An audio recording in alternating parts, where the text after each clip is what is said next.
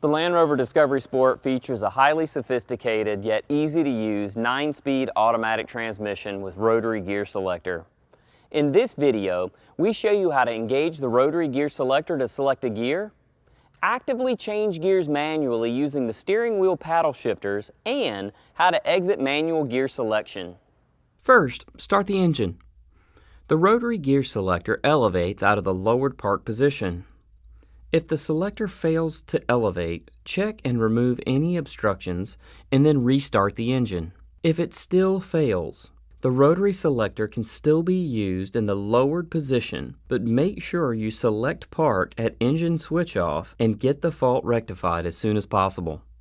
The selected gear displays in the message center. Make sure that the vehicle is stationary and then apply the brake pedal before selecting drive, reverse, neutral, or park. Rotate the gear selector to the required position. The related LED indicator in the gear selector then illuminates. To select Sport from Drive, press the gear selector down and rotate to S. The Sport LED illuminates in the selector. Sport mode displays in the message center.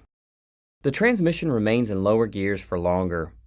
To deselect Sport, rotate the gear selector back to D. The Drive LED illuminates in the selector.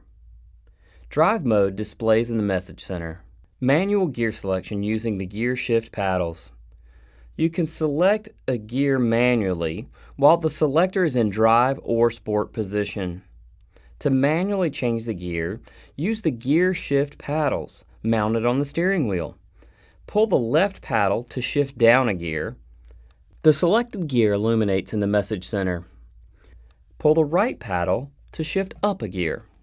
The selected gear illuminates in the message center.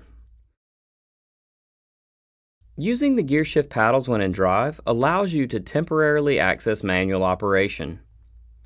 Using the paddles when in sport will activate permanent manual operation.